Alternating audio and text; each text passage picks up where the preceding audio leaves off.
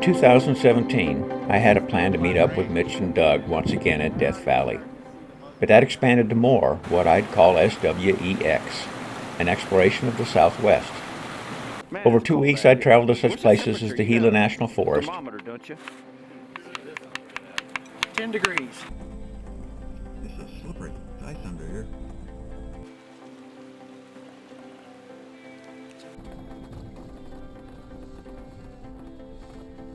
Organ Pipe Cactus National Monument, Anza Borrego Desert State Park, where the flowers were putting on quite a show,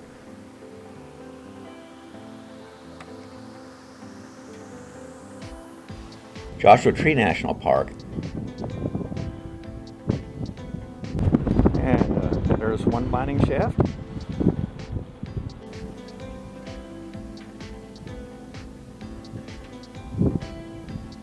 Mojave National Preserve. Dinner. This is the original Kelso train depot. And ending at Death Valley. There is Death Valley. Yes, we brought lots of costumes and it's going to be a good time. Oh yes, I'm sure we're going to have some Just a fun. little bit of wine.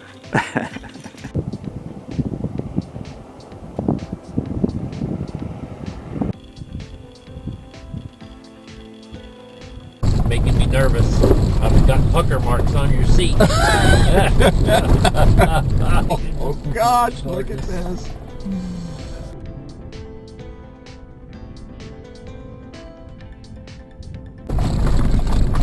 Which is why we good in sci-fi movies, huh? Yeah.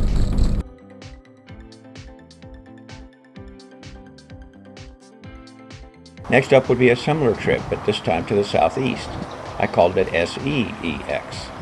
My granddaughter was graduating from college and had the party planned at Warner Robins Air Force Base in Georgia. I could fly or drive interstates. But what's the fun in that? I made it a back road blue highway adventure. I started off on a section of the Oklahoma Adventure Trail with my friend Kirby. As I turned toward Cattle Lake State Park in Texas, Kirby headed home. I would continue across Louisiana blue highways to Vicksburg, Mississippi, where I'd drive some routes created by my friend Nolan. This is about a 25-year collection of 1830 to 1840s log houses.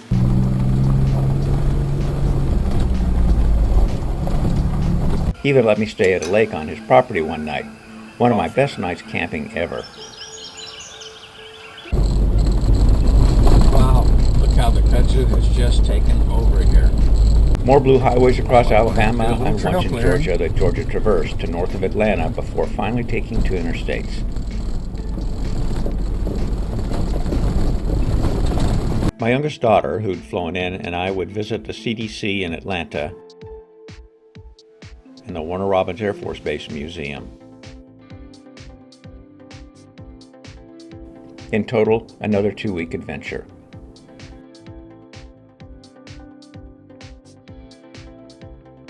When August rolled around, something I'd been looking forward to all my life, seeing a total solar eclipse. I made this an adventure like astronomers of the past chasing a transit of Venus across the sun. My friend Brian would join me for the first couple days as we explored the Tallgrass Prairie Preserve and drove a different section of the Oklahoma Adventure Trail, this time across the northern part of Oklahoma.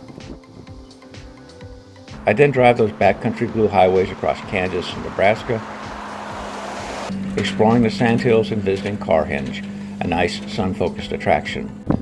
There it is, America's contribution to pagan beliefs. From there I'd travel west toward Oregon, more or less along the path of totality. I'd drive through Grand Teton National Park, Hell's Half Acre, Craters of the Moon National Monument,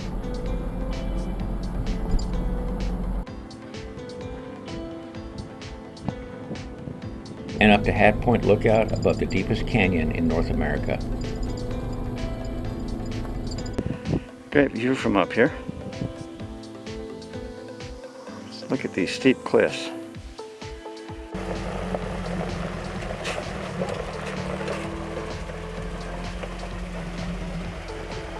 I would end up camped near Mitchell, Oregon to view totality.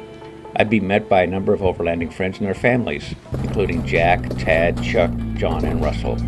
We'd arrive several days early to claim a camping spot before the crowds arrived. During that time, we'd explore some of the local area, including a section of the original Oregon BDR, while waiting for an amazing show from the sun and moon. And it was actually a very historical road, but there's not a whole lot of information on it. But Chuck, you found it? Yeah, it's right there. Where these things were stuck together, right there.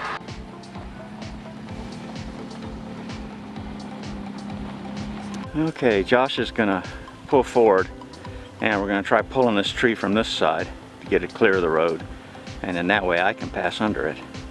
You don't need your glasses on anymore. 3, 2. Oh my gosh! That is amazing! Wow! Oh my gosh! Wow.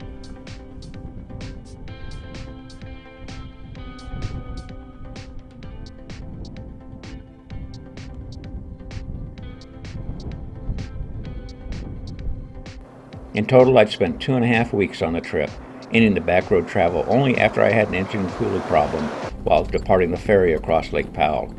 This was a nagging problem that would evade my best troubleshooting efforts for a couple years.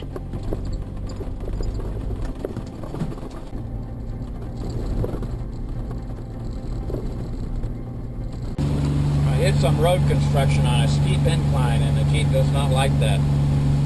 The next trip was another plan by Matt.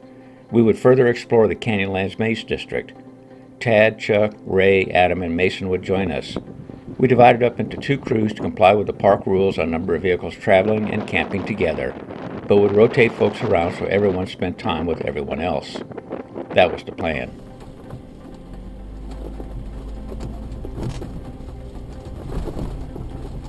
I'm afraid the tent's going to be ripped up. Yep.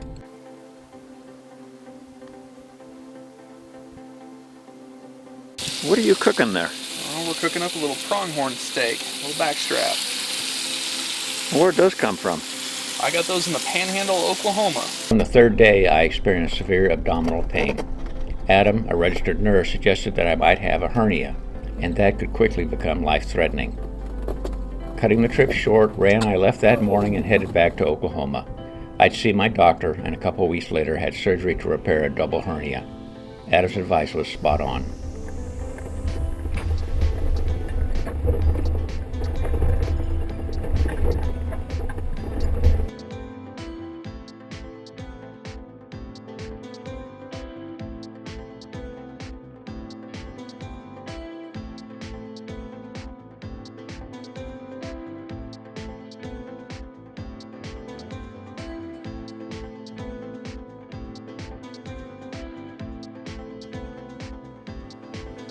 Early in 2018 was a trip to visit my youngest daughter in Houston.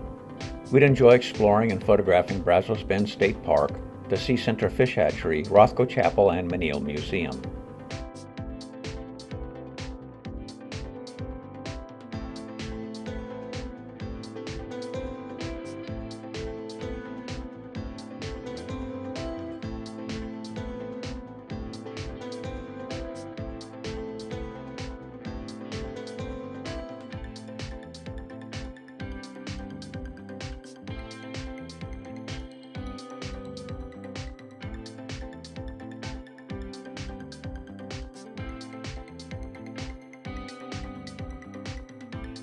And here's the view from the top of Cathedral Mountain in Gloss Mountain State Park. Then in April was a trip to the dollhouse to make up for my early departure from the Maze District trip a few months earlier.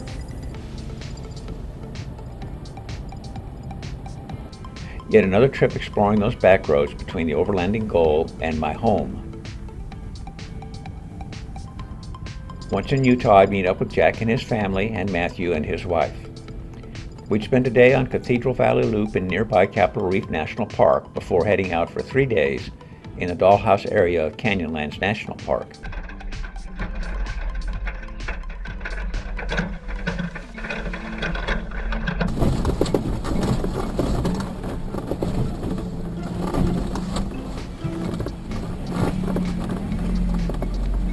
It was just technical enough to make it fun. Yeah. Yeah. But it was definitely not as technical as we're led to believe. No. It was a fun trip, and this time nobody got sick. But worried about that problem with engine cooling, I'd carry some extra supplies, just in case I needed to wire the fan directly to the battery.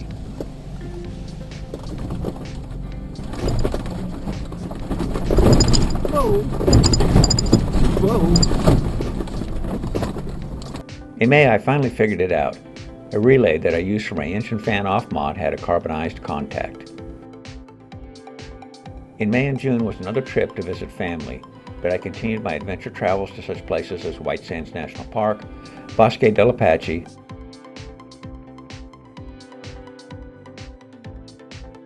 Three Rivers Petroglyph Site,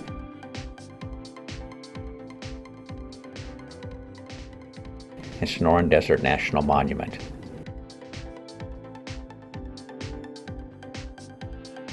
I also snuck in a breakfast with Fred, the volunteer from Anza-Borrego Desert State Park. As a part of that trip, I found a back way heading west from Paradise across the mountains to Chiricahua National Monument. Highway 181, that's where I'm headed. Chiricahua National Monument, 15 miles.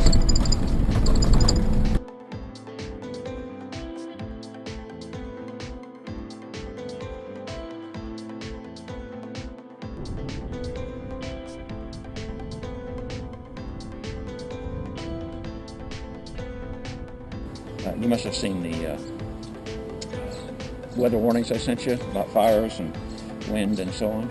I did see the weather warnings, and then late last night we found out that there's actually a wildfire burning in part of the area we were going to be going through. In July, I had plans to run the Colorado Backcountry Discovery Route, but they were canceled due to extensive forest fires throughout the region. Matt would contact me with a plan to explore some interesting areas of Utah, Wyoming, and Idaho.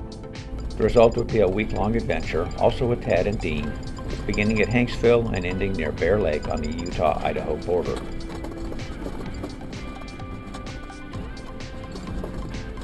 Oh my God, I'm not sure we should camp here. Let's get up to the top of this and see a little more. Okay.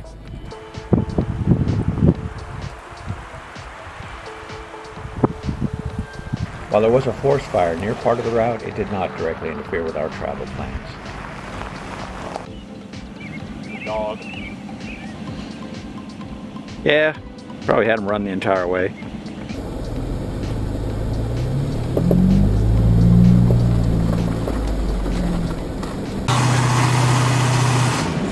Isn't doing anything.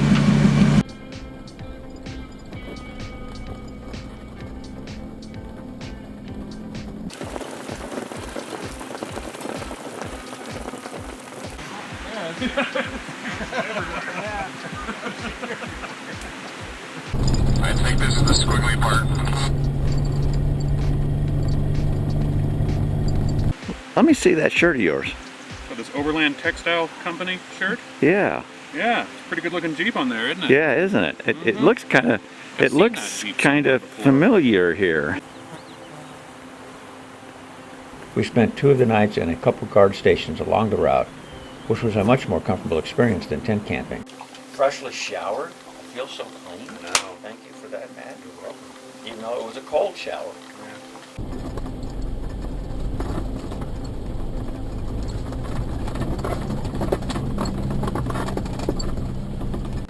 Then in August, Ray and I began an ambitious trip along the Trans-America Trail, beginning in Port Orford, Oregon. Ray, who is now living in Florida, would join me as we traveled to Oregon. Ready? Ray, are you ready for the Trans-America Trail? I am ready. Let's roll. Don't come up here. Why not? I just want to go up there and shoot some video, Ray. I just saw a bear up there, Oh, okay. and the road is totally blocked. Midway through the trip, we'd return to Oklahoma City to take care of some business I had at my home. But in total, we'd spend 22 days on this adventure, ending near Buffalo, Oklahoma.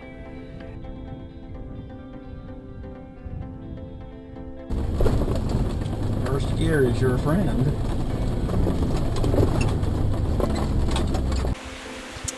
Looks like we can come up here and then turn back to Glendale and pick up the road there. There was a lot of rerouting due to various factors, including fallen trees, dozens, too many for us to clear, forest fires, mineral extraction activities, rockfall, and in one area, just too many tourists out on technical trails. Fortunately, we had the necessary maps and had a wonderfully challenging experience. Saw a lot of wildlife, learned a lot of local history, and met a lot of wonderful people. Right, 227 right here. That has had a rock fall. The route is closed, so we can't follow through there.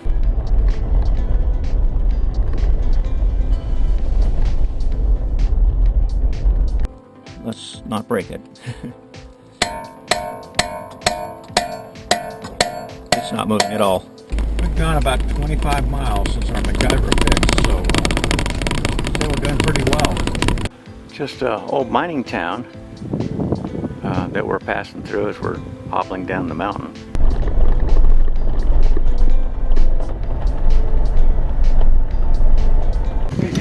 Hit it hard. Don't worry about being slight. Hit it hard. Like split rails. Like split. Ready? Here we go. Yeah. Oh!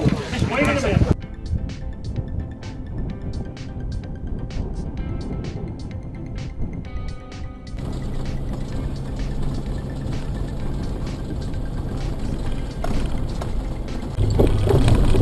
Pretty lake out there. Oh my gosh, look at that.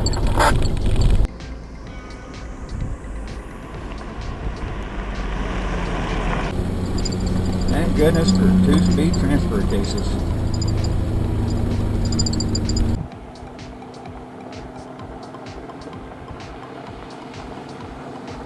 Oh yeah. Look at that. We call that dinner. Yes.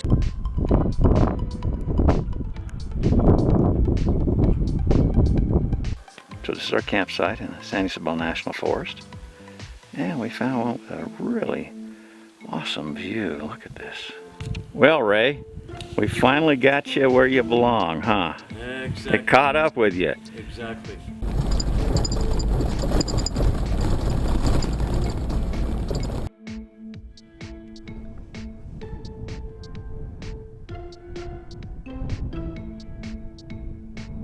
In November and December, I took another trip out to San Diego to visit my folks, and along the way spent time with 2 of my daughters and grandkids. We'd visit the Arizona Storm Desert Museum, the San Xavier del Bac, and the Hotel Congress.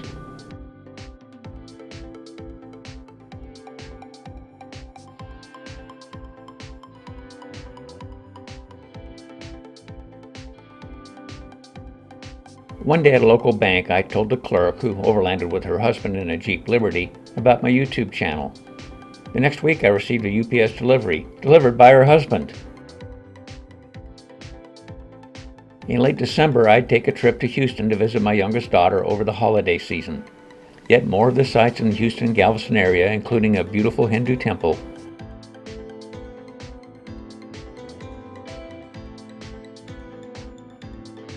the Oil Drilling Platform Museum,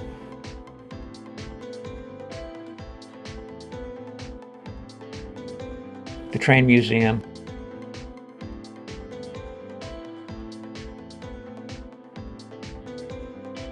and the Opera House.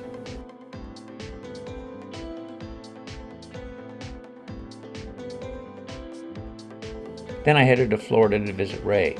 There we'd take in some of the local sights, but we were both most interested in the Air Force Armament Museum at Eglin Air Force Base.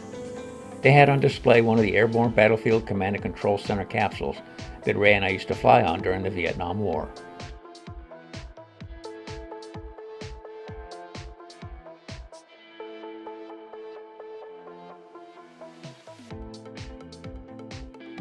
In March 2019, I was headed to meet Matt, Matthew, and his family, and Jack and his son and dad, Nick, the professional race car driver, to run the Mojave Road. During the drive out, I visited the Mesa Lands Dinosaur Museum and Natural Sciences Laboratory. I detoured to visit my folks in San Diego, driving through a great flowering season in Anza Borrego Desert State Park on the way.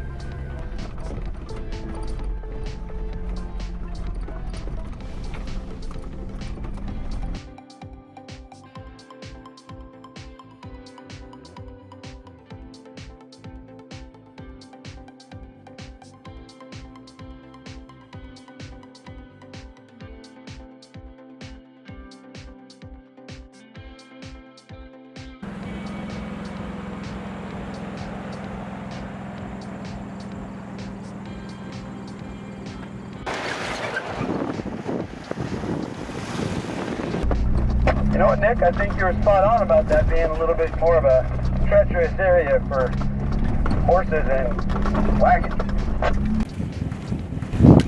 All right, our toll is paid.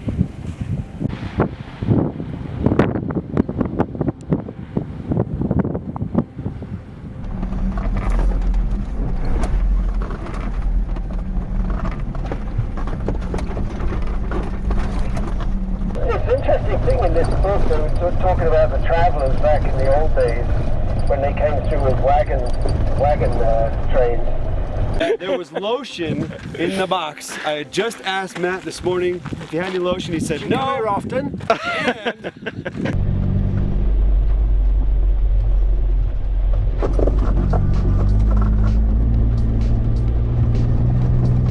And what does this say here? There's a sign.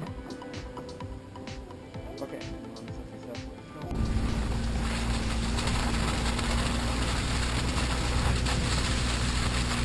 We spent 4 days driving the 150-mile Mojave Road. One surprise of the trip was how deep the Mojave River was. So, what did you guys think about Jack waiting on his skivvies? He was super to volunteer to do that. Did you change that underwear? Yeah. Still wearing them. Oh, dude. That's what the smell is. Yeah, that's right now.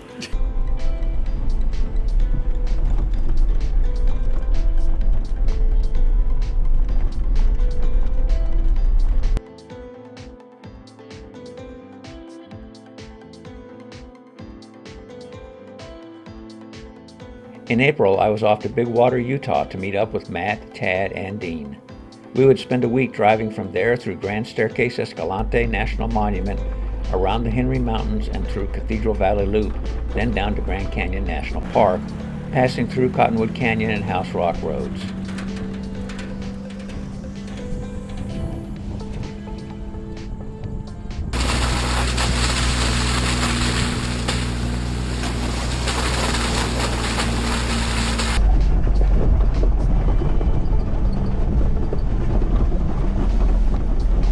Mormon pioneers wanted to get down to the river, so this is where they found a way to dig through and blast through. This is neat. Absolutely, yeah. I like this better than Goblin Valley. I do too.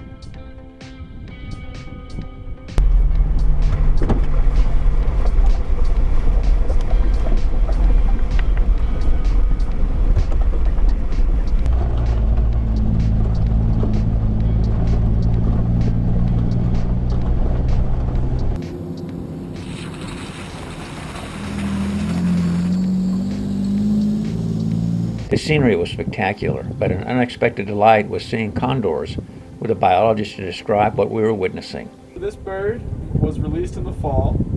So somebody's being chased, or that's a pair of condors? The bird I've been watching is getting chased by this adult condor. An adult condor. Adult condor. I mean, overlanding is dynamic. Yeah. You know, it's not like going to Disneyland, you know, where you pick the rides you're going to go on and you map out your whole day, and then that's how the day's going to go. Right. The weather and the landscape and the condition of the roads. Adapt on the fly. You do. In July, I took another trip to Houston to visit my youngest daughter, and my oldest daughter would join us as we visited the excellent Museum of Natural History and had a beer at Valhalla, the graduate student bar at which my daughter volunteered. By August, it was getting unbearably hot in Oklahoma, so I contacted Travis in Colorado and asked if he had a cooler option. He put together a 3-day trip exploring Grand Mesa and Uncompahgre National Forest. I drove a lot of blue highways on my way to our meetup point in Delta, Colorado. On the way, I stopped at the National Route 66 and Transportation Museum in Elk City. I also stopped at the Napa store, having realized I'd lost my gas cap somewhere. We talked about my Jeep, and I mentioned I was driving back roads to Colorado, which proved fortunate. While at the Route 66 Museum, I heard my name over the PA system. I went up front, and the employee from Napa was there. I'd left my credit card in the store, and he was racing up the highway to find me and spotted my Jeep parked at the museum. Thank goodness he found me.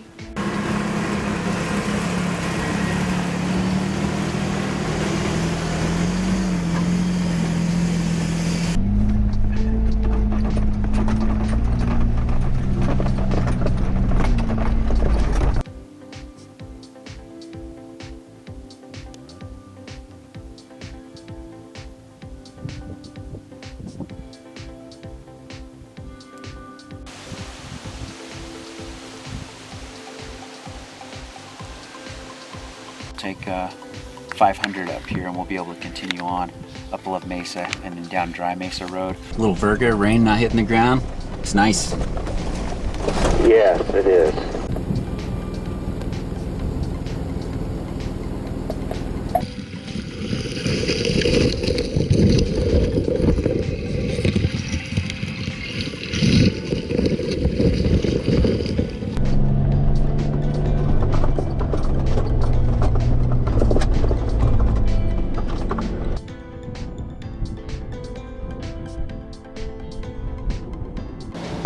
There's a baby's head sticking out just behind a rock there.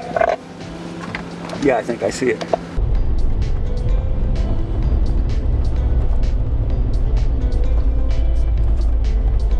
In October, it was another trip to Gila National Forest put together by Matt, and I was traveling the long way there via San Diego. We would be joined by John riding with Matt, Jake driving a 6-wheel drive Pensgauer, and Mike from Arizona driving a Bush G-Wagon. And Matt was driving his new Gladiator, and my own order was due any day now. The plan was 4 days driving mostly different areas than I had before, but to also complete 2 routes I'd attempted before, Chloride Canyon and across Bursum Road to Mogollon, both previously impassable due to snow. However, in Chloride Canyon, my water pump would spill its guts. Running to TRC for parts cut us short on time, so we canceled that section. However, the trip across Bursum Road was spectacular, with incredible views from along the ridge.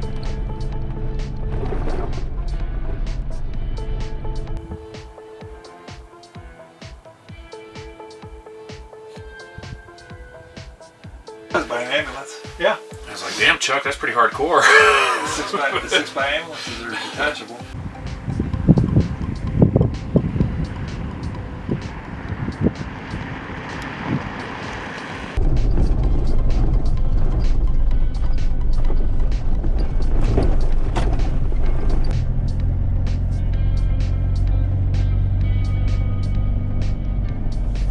And then in early November, delivery of my 2020 Jeep Gladiator Rubicon. I had 83 miles on it when I took it to my local tire shop and had them replace the wheels and upgrade it to 35-inch tires. And then I drove it to a few favorite places for poser shots. How exciting! How nice and civilized this was compared to the Wrangler. But I still knew that the Wrangler was and would always be my first love.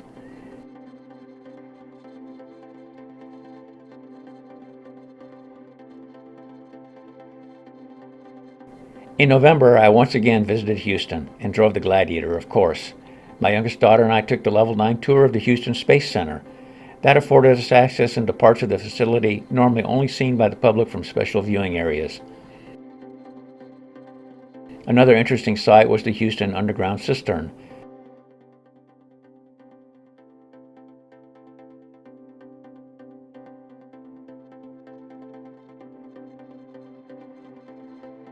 And we explored the city zoo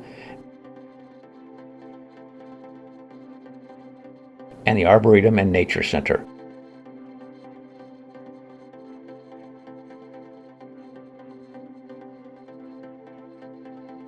January of the year 2020 rolled around and I was off with my friend Mark and Bill and his wife Susan and Chris and his wife Laura to the Big Bend area. And naturally I'd drive the Gladiator. Bill suggested we travel Pinto Canyon Road on the way, which was quite nice and would provide a cover photo on Outdoor by 4 magazine for Susan. We then camped a couple nights in Big Bend Ranch State Park and another night in the National Park. While in the park, I noticed that Bill had the same tires on his 4Runner that I had just removed from the Gladiator. I offered to sell them to him and he was delighted to buy them. He got a good deal, but I was just happy to free up some space in my garage. After that, in February, was El Camino del Diablo, organized by Matt and accompanied by Jake, Mike, Shane and his son Austin, and Pete. It was neat exploring the Sonoran Desert in my Gladiator, but it was more like backpacking, right down to freeze-dried foods and a backpacking stove. I knew that I preferred the camp comforts offered by the Wrangler, which was well set up for overlanding, and I had, and in December 2023 still have, no intent of setting up the Gladiator like that. Then, the pandemic. Plans for a trip to Colorado and Death Valley were canceled.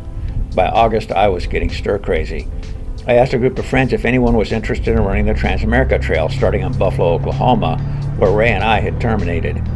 And Mike from Colorado said he'd join me. So we met at Fort Supply and ran it, I driving my beloved Wrangler again. We took side trips both to camp and to make the most boring section of the TAT actually interesting. Those side trips would include Little Sahara, a sod house museum, the Great Salt Plains, Tallgrass Prairie Preserve, and Osage Hills and Natural Falls State Parks. One of the really cool things was seeing Dorothy at the Twister Museum. Overall, it was a great trip, though we were slammed with some serious weather events on a couple nights.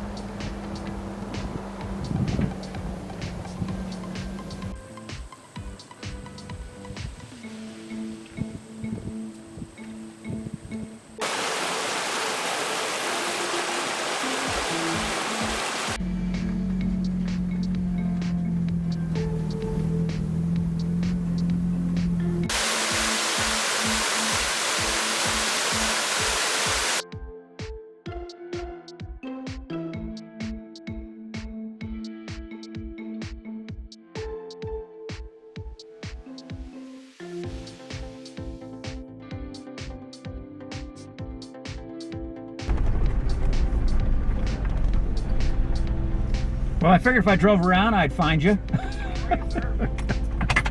I am well. By October, I was ready for another trip, and my friend Mike from Tulsa volunteered to join me, along with his daughter Lucy.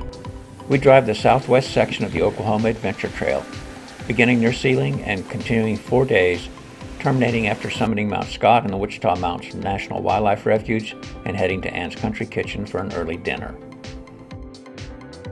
Lucy, what happened here? Colonel Custer's led an army to a surprise attack. Black Kettle was the chief of Cheyenne and died.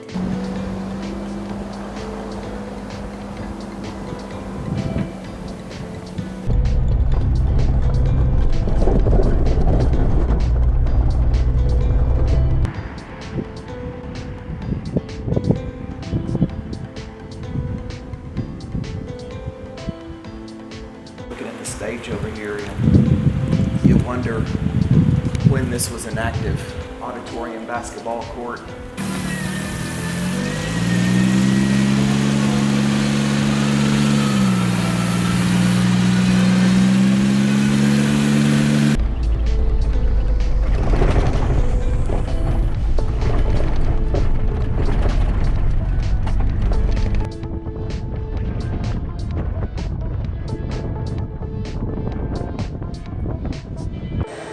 And there's our Indian tacos.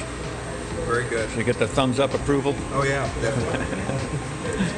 Throughout 2020, with lots of time stuck at home, I did some minor fixes to the Wrangler. These included replacing a cracked CB radio antenna mount,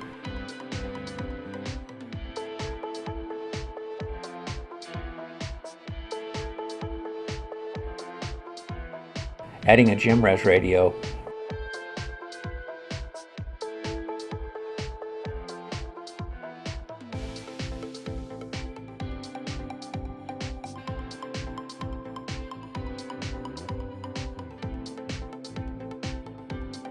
replacing yellowed and crazed clear plastic light covers and air particle separator housing, .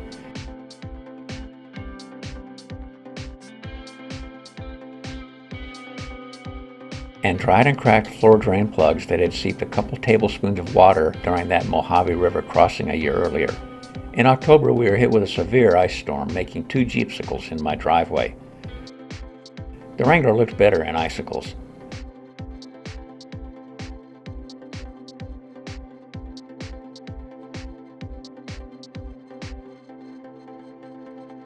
During that storm, I suffered 8 days without electricity.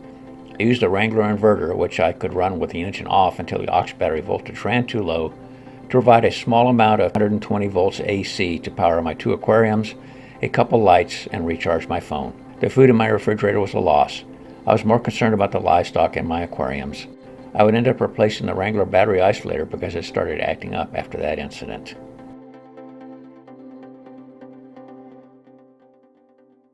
It was 2021, and in March I headed to Oatman, Arizona to meet up with Mike from Colorado, Alex and his oldest daughter, and Matthew and his kids.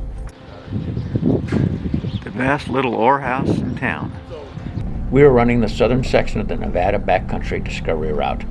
We would all agree that the best part of the trip was the brief transit of California. We spent the night in Nipton and had a wonderful time visiting and sitting around the campfire with Stefan and Shannon. They were the caretakers for the town, which was literally for sale.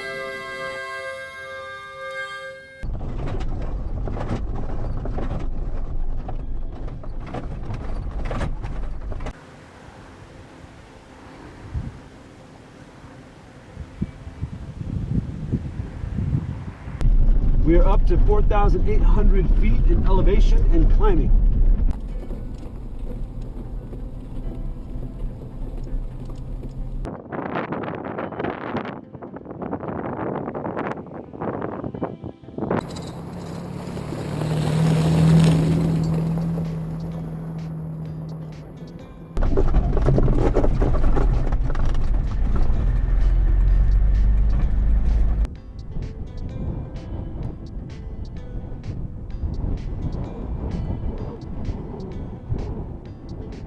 Alex noticed that a shock had lost a bolt on Matthew's trailer.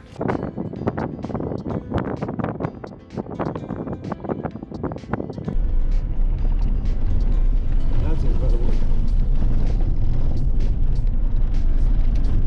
Another highlight of the trip was in the ghost town of Rhyolite, when Kay, another visitor to the site, learned from Matthew that we had a person from Oklahoma in our group. She asked if that person might know Bill, the owner of the DART motorcycle training course in Oklahoma. Of course, that was the same Bill with whom I had adventured through Big Bend a year earlier. It was cool sending Bill a text with Kay and her family's photo at Rhyolite saying someone he knew was sending hi.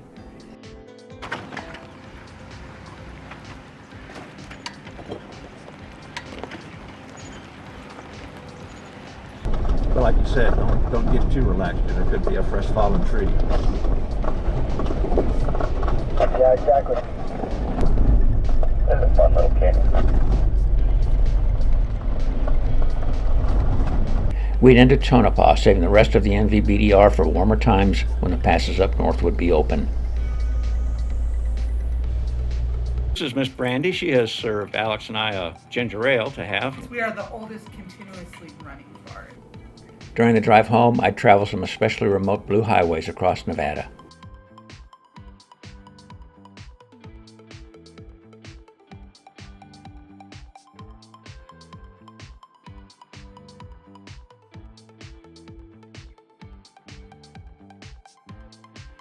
In June, I made a quick overnight trip to Caprock Canyon State Park in Texas to meet my youngest daughter and shoot some astrophotography photos.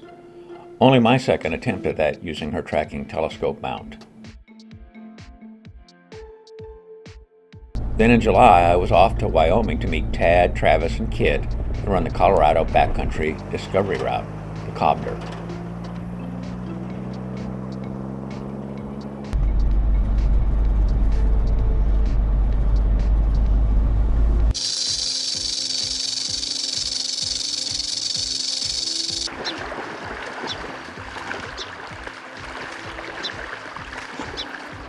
You guys enjoying your ice cream?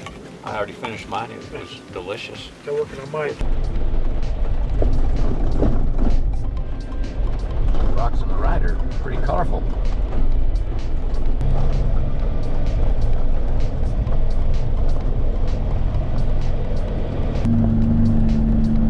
gotta admit, this is a pretty cool detour, isn't it?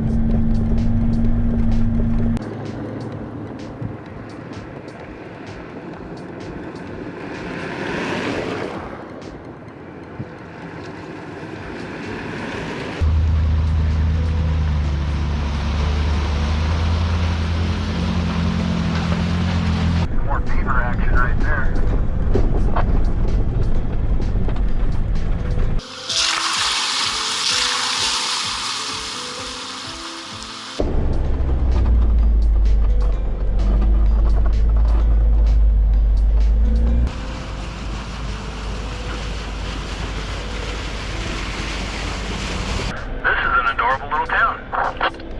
Yeah, it is a cute little town.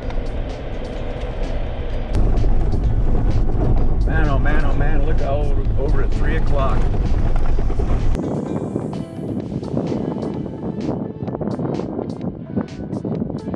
I love this t-shirt. That's me. And you're Andy, right? Yes, sir.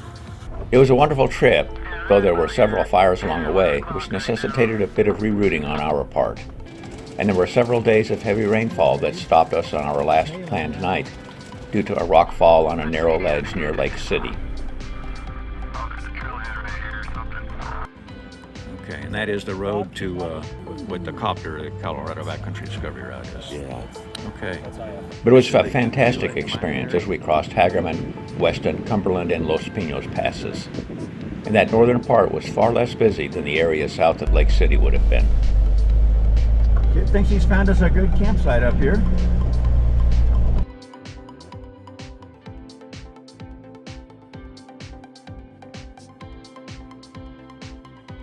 I know that because in September we were headed back that way.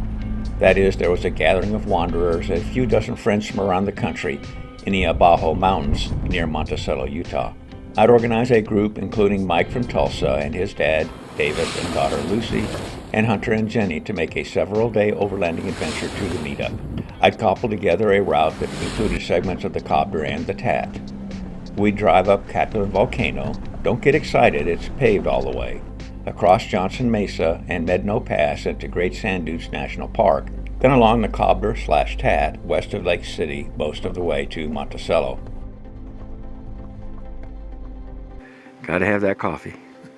Definitely.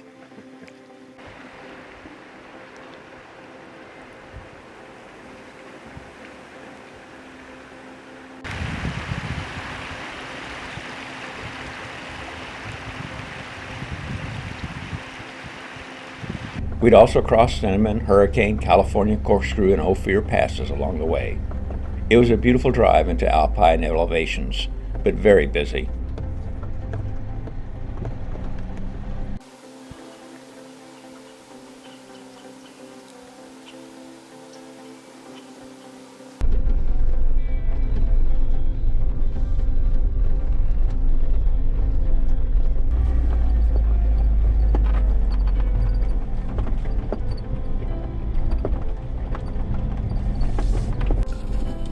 Mark, I think right near the top on this side of right before the pass, there's a kind of a picnic camping area up there that we can maybe try to stop there for lunch.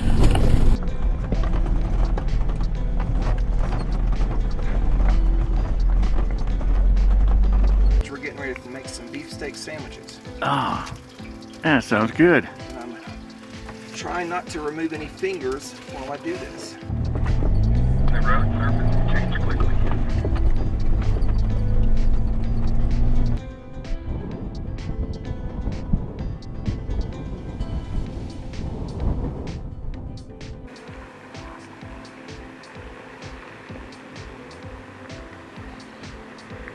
Once in the Idaho Mountains, there were various runs.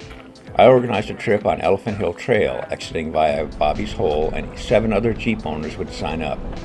It is a technical trail, so owners of other brands of vehicles chose to run other routes.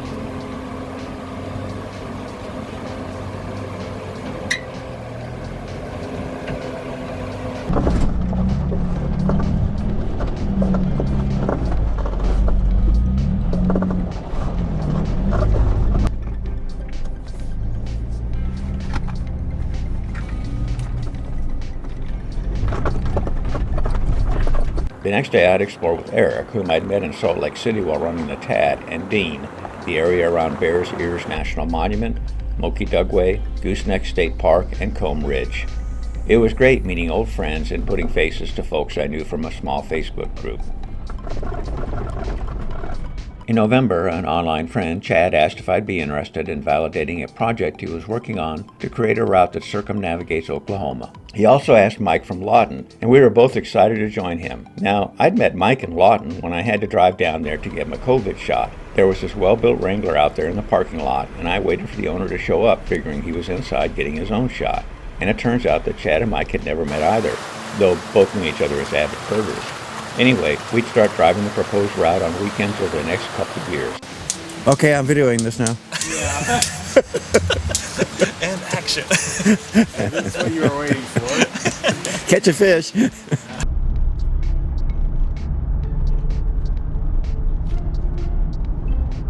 There were also a couple trips out to San Diego during the year. I take advantage of them to drive back roads and visit family along the way. Since these didn't involve long-term camping, I drove the Gladiator.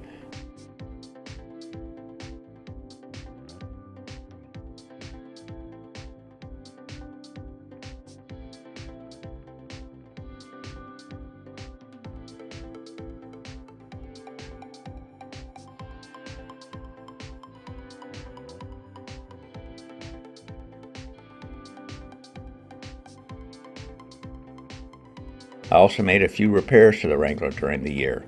The cross member in the transmission was pretty beat up. I even had to cut off a bolt because its threaded insert was boogered up. And the gas tank skid plate was starting to rust severely. So I had Tim replace both of them. And I had a shimmy at 65 miles per hour or so that had puzzled me for a couple trips. I finally figured it out when I pulled the shocks and one was completely depressurized. To end 2021, Matt organized a small run of Death Valley. After driving and camping along a short stretch of the Mojave Road, I would meet him near Shoshone, California.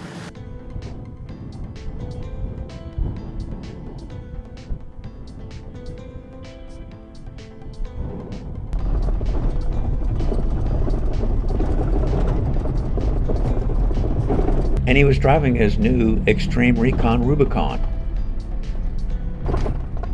The next morning we drive over Mengle Pass. This is Geologist's cabin right here. That's quite a view.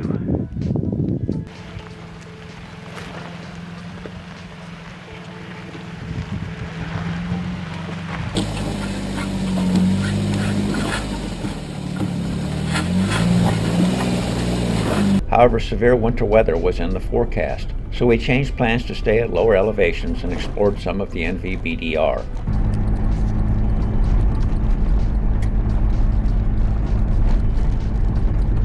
Then Brian joined us in his Tremor pickup.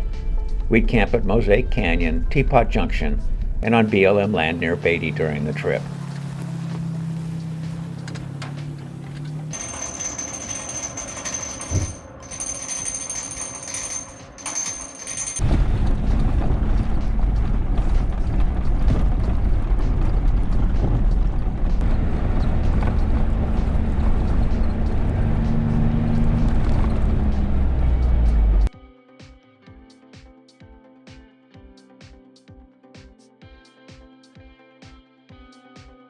Bringing in the new year, and Teakell Junction was definitely unique, and that was cool. That was so cool. I don't know, I slept through it. Me too. I didn't ring in anything. In April 2022, Matt had organized another trip to Death Valley. On the way, I visited my daughter in Albuquerque and my folks in San Diego, before heading north through Joshua Tree National Park and along the very rough Old Dale Road out of the park. But along Old Dale Road, the Wrangler overheated. I stopped, talked to Dan and Phil, the only two people I'd seen since leaving pavement a couple hours earlier. After what I learned from them, I decided to make the run for 29 Palms to get the Wrangler fixed. I secured the help of Seth, a mobile mechanic, and he had me fixed late 2 mornings later. However, it was too late to continue with the Death Valley crew. Lamenting my problems on that small Facebook group, I had several folks offer to entertain me along the way.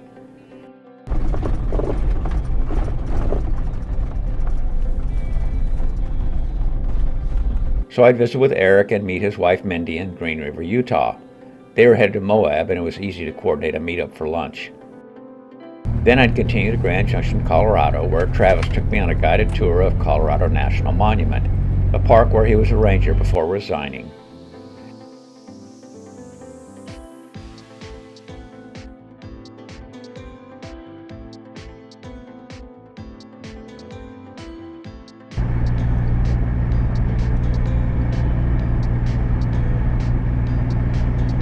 And finally to Centennial, Colorado, where I'd be a guest of Mike and his wife Patty. From there I traveled blue highways, working my way through towns such as Dodge City until I was back home.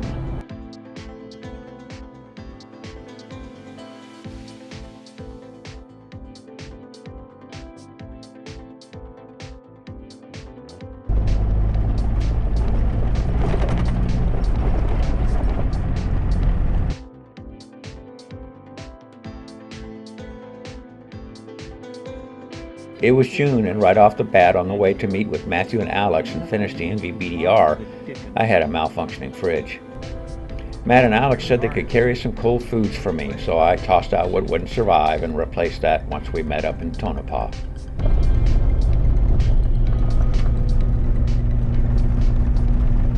Do it again.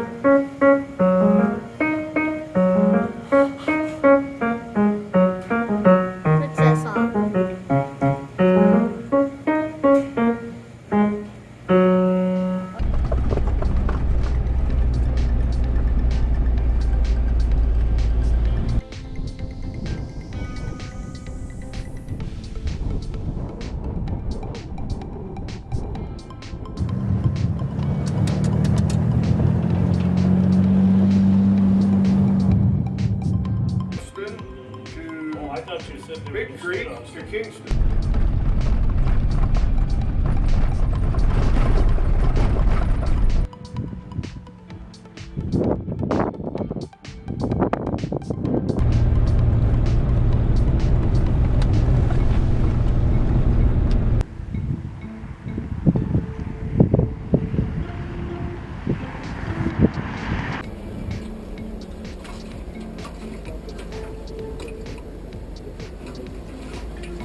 It was a great trip, and especially that last section up to Jarbidge. Incredible, more like you'd expect in Colorado than in Nevada. But I think today was the most gorgeous in scenery of the entire... It blew me away. On the way home, I'd stumble into a cattle drive. They were super courteous, their dogs working the herd to clear the road for my passage.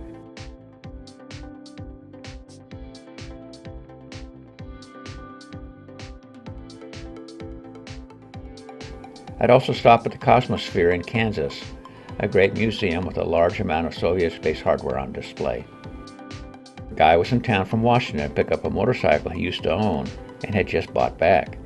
He'd ride that back to Wenatchee, but it was nice having him over for dinner. Then in September I took off toward Oregon in my Gladiator. I was taking more blue highways, and while at breakfast in Vernal, Utah, I'd meet Bob, an ADV motorcyclist. We'd hit it right off, discussing routes and trips and plans. In Elko, Nevada, I'd meet up with Dan, who comes from my hometown of Chula Vista, though I always say San Diego, and he had a friend, Steve, from the Bay Area. We'd drive the NVBDR from Elko to where it connects up with the Idaho Backcountry Discovery Route north of Jarbidge. We'd travel that to the Snake River, then pick up the Owyhee Backcountry Byway, and upon crossing the border into Oregon, head to Sucker Creek Campground in the Owyhee Canyonlands for another small group meetup of a couple dozen friends. So you guys doing any exploration besides going past the gulch or side roads? Not yet.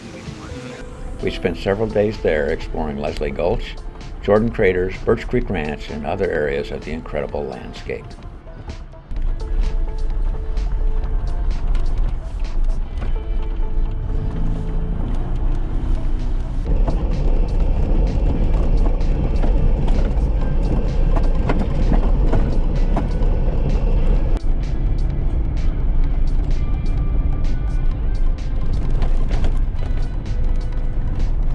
Throughout the year, Chad, Mike, and I would take 4 more trips to validate sections of the Oklahoma Circumnavigation Route, the OCR. We'd experience all manner of weather, from icy conditions to high wind warnings. We'd also drive 2 non-OCR day routes within Oklahoma. One called Sugar Creek Loop, created by my friend Jared, and the other unnamed, but created by Mike to explore the history of the area around his home in south central Oklahoma. On that one, we'd once again experience icy weather.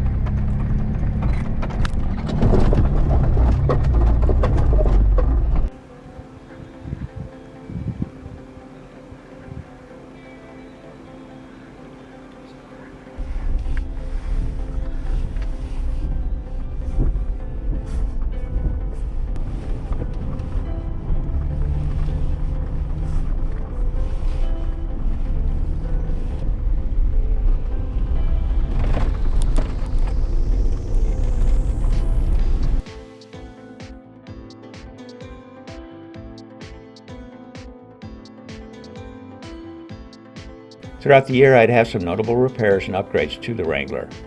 The first was to fix the fridge that stopped working on the NVBDR. Jack found the troubleshooting and repair manual for it online, and I was able to order the bad part, a fan, and replace it myself. I also repaired a broken airbox connection where I had plumbed the differential breathers to the snorkel. I had Tim install 2 Dynatrac axles, a 44 in the front and a 60 in the rear, along with an aftermarket rear drive shaft, keeping the existing aftermarket front shaft, and new adjustable control arms. There would also be upgraded brakes. I'd also add a magnetic mic holder into both the Wrangler and Gladiator. And in the Wrangler, I'd replace several inline fuses with a better fuse block design.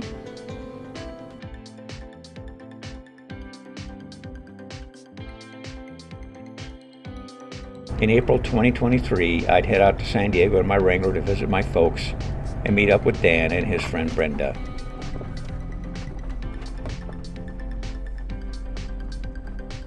We'd drive around the Salton Sea and spend the night at Box Canyon.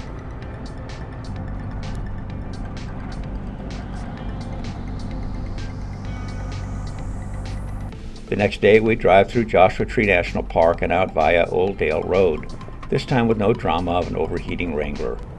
We'd take back roads to Las Vegas before meeting up with Jack and his wife, Callie, and their 3 kids, and Adam and his wife, Doreen.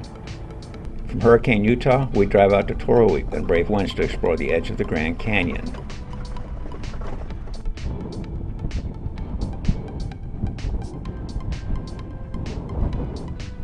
The next day, we'd head over to Gunsight Point, those winds even higher yet.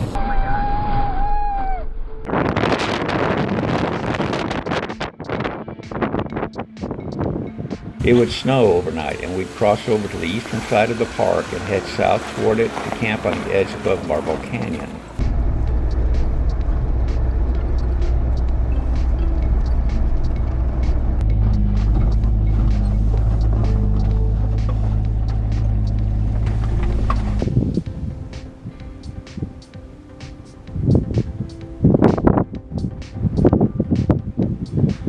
The next day we were off to House Rock Road to the amazing geology of White Pocket.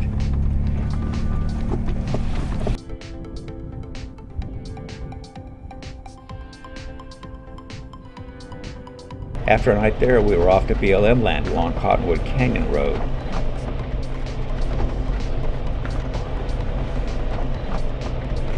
And on the last day, after Adam and Dan had both left for home, Jack and I would drive along Hole in the Rock Road to Left-Hand Collar Canyon, then up it to Kaipara West Plateau, where I would lose the clutch on my Wrangler. It was Good Friday of Easter weekend, and we managed to nurse my Wrangler down to Escalante. I had the parts to swap the slave cylinder since the master was barely 6 months old. It did not help. On Monday, I had the rig towed to Kanab, and they had it fixed in a couple days. A bad master cylinder. Finally, in September, I needed something to get my mind off family matters. I asked my youngest daughter if she'd join me on an adventure out of her hometown of Albuquerque. She was excited, and we spent 3 days exploring El Malpais National Monument, the National Forest around Mount Taylor, Chaco Canyon National Historic Site, and the Bisbee Badlands.